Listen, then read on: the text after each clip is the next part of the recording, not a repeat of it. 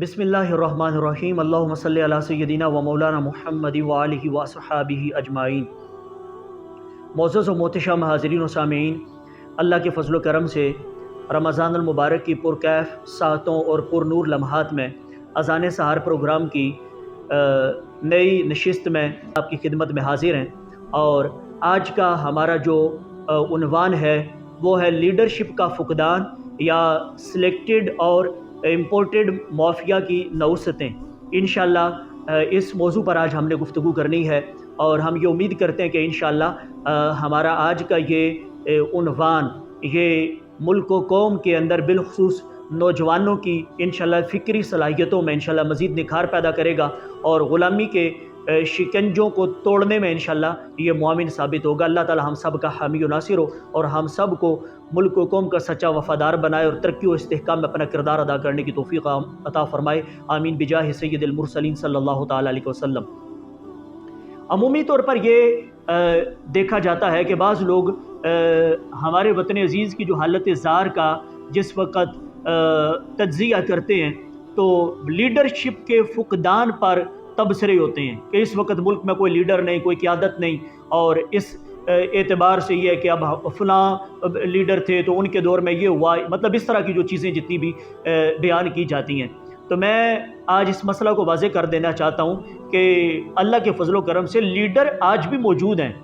اور جب تک پاکستان موجود ہے، اور انشاءاللہ قیامت تک ہمارا وطن عزیز بھی انشاءاللہ قائم و دائم رہے گا، اور لیڈرشپ بھی یہاں موجود رہے گی۔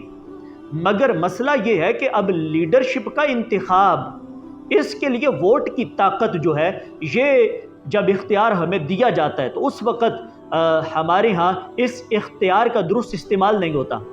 معاذ اللہ ہمارے ملک میں تو یہ اختیار جو ہے وہ کبھی تو بریانی کی پلیٹ پہ بک جاتا ہے، اور ایسے لوگوں کو اپنے اوپر ہم مسلط کر لیتے ہیں کہ جو ملک و قوم کے معاذ اللہ غدار ہوتے ہیں، جن کے پیش نظر ہمارے معاشرتی مسائل نہیں، جن کے پیش نظر ہمارے نوجوانوں کے مسائل نہیں، جن کے پیش نظر ملک کے استحکام کا منشور نہیں، جن کے پیش نظر وطن عزیز کی ترقی کا کوئی منصوبہ نہیں، فقط وہ اپنے ذاتی مفادات کے لیے اپنی جیبوں کو بھرنے کے لیے آتے ہیں، اور اپنے مفادات کو پورا کر کے تو وہ پاکستان کو اللہ حافظ کہہ دیتے ہیں۔ کیا میری ان باتوں میں صداقت تک پہنچنے کے لیے زیادہ کو غور و فکر اور تفکر اور تدبر کی حاجت ہے؟ کیا یہ سارے مشاہدے ہمارے سامنے نہیں کہ دور اقتدار ہو تو پھر پاکستان ہے، علاج کروانا ہو تو پھر لندن ہے، رہنا ہو تو لندن ہے، اپنے بچوں کی تعلیم و تربیت ہے تو اس کے لیے لندن ہے، غریب بیچارے کو یہاں کے تعلیمی اداروں میں معیاری تعلیم میسر نہیں، اسپتالوں میں معیاری علاج میسر نہیں، اور اسی طرز پہ باقی سارے تقریباً شعبوں کی اور سارے اداروں کی یہی صورتحال ہے۔ مگر جو اقتدار کے مزے لینے والے اور وہ جو سلیکٹڈ مافیا ہمارے اوپر مسلط ہو جاتا ہے، یا اسی طرز پہ امپورٹڈ مافیا کہ جن کا فقط اور فقط ایجنڈا اپنے ذاتی مفادات، اپنی جیب بھرو اور پوری قوم کو یرغمال بنائے رکھو، اور ان کی فکروں کو مفلوج کر دو، انہیں آپس میں لڑائی رکھو، اور انہیں باشعور ہونے نہ دو، اور ان کے جذبات سے بس فائدہ اٹھاتے ہوئے ان سے نعرہ بازی کرواؤ، اور اپنے مفادات حاصل کر کے اور اپنا سب کچھ مطلب ملک کو معاذ اللہ لوٹ کر وہ سارا کچھ۔ تو یہ سارے احوال آج ہمارے سامنے ہیں۔ ہمارے ہاں اصل میں سب سے بڑا پرابلم یہ لیڈر یہاں موجود ہیں، مگر لیڈر کا انتخاب نہیں ہوتا۔ مجھے آپ یہ بتائیں کہ جس سسٹم میں پی ایچ ڈی اسکالر وہ بیچارہ بھی جعلی ڈگری والے کو ووٹ دینے کے لیے مجبور ہو اور پابند اسے بنایا جائے اور اسے فورس کیا جائے کہ اس کے علاوہ تمہارے پاس کوئی آپشن نہیں ہے، تو پھر اس سسٹم پہ سوالیہ نشان لگتا ہے یا نہیں لگتا؟ تو پھر ظاہر بات ہے کہ یہ جو سلیکٹڈ مافیا جنہیں سلیکٹ کہیں سے کر لیا جاتا ہے،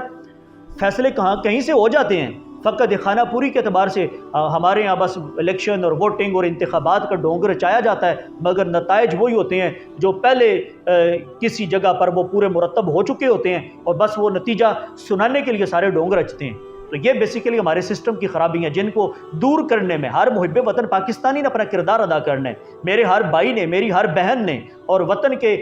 ہر شہری نے اپنا کردار ادا کرنا ہے۔ اور الحمدللہ ہم یہی تو اذان سحر یہی چیز ہے، ہم اذان دے رہے ہیں کہ اس اندھیری رات کو ختم کرو اور نوید سحر کا پیغام لے کے اٹھو۔ ہم الحمدللہ اس آج نشست میں اور ہمارا رمضان المبارک کی پرکیف ساعتوں میں یہ جو اذان سحر کے نام سے پروگرام چل رہا ہے، تو ہمارا تو منشور ہی یہی ہے، ہم قوم کے اندر بیداری لانا چاہتے ہیں، حقیقی شعور کو ہم بیدار کرنا چاہتے ہیں، اور فکری ڈیولپمنٹ کے لیے ہم اللہ کے فضل سے یہ پروگرام کر رہے ہیں۔ اور یہ جتنے بھی طبقات اس وقت موجود ہیں، چاہے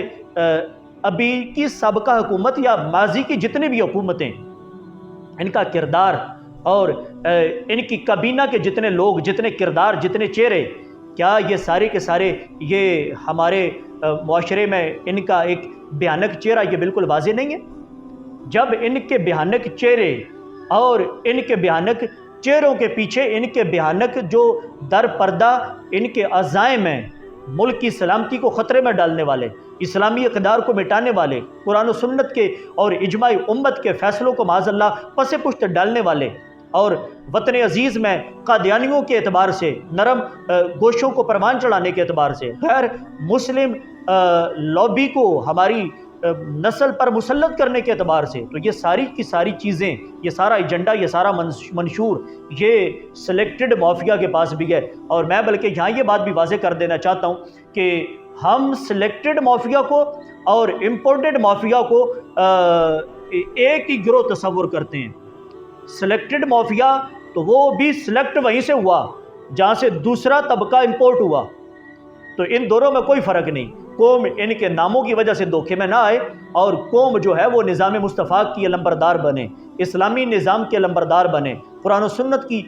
بالادستی کے اعتبار سے اپنا کردار ادا کرے۔ انشاءاللہ وہ وقت دور نہیں ہوگا جب وطن عزیز اپنی حقیقی منازل کو انشاءاللہ حاصل کرنے میں کامیابی حاصل کرے گا، اور بانیان پاکستان کی روحیں بھی انشاءاللہ خوش ہوں گی، جنہوں نے پاکستان بننے کے لیے اپنی جوانیاں لٹائیں، اپنی قربانیاں دیں، اور اپنا سب کچھ جنہوں نے لٹایا، انشاءاللہ ان کی روحیں بھی ہم سے خوش ہوں گی، جس وقت ہم اللہ کے فضل و کرم سے اسلامی نظام کی بالادستی کے لیے کمر بستہ ہوں گے، اور واقعتاً پاکستان کو اسلامی حقیقی فلاحی ریاست بنانے میں انشاءاللہ کامیابی حاصل کریں گے، اور وہی دن انشاءاللہ ہماری منزل کا دن ہوگا، اور وطن عزیز کی ترقی کا اور استحکام کا اور انشاءاللہ سالمیت کے اعتبار سے ہر طرح کے اندرونی اور بیرونی خطرات کو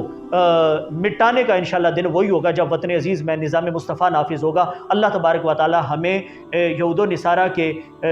ہر طرح کے ایجنڈے کو ناکام بنانے کی توفیق عطا فرمائے، اور جتنے ان کی جانب سے ایجنٹ ہمارے اوپر مسلط ہیں، چاہے کسی بھی روپ میں، کسی بھی پارٹی کی صورت میں، ان سب کے شر سے اللہ ہم سب کو محفوظ فرمائے۔ آمین بجاہ سید المرسلین صلی اللہ تعالی علیہ وسلم۔ پاکستان زندہ باد۔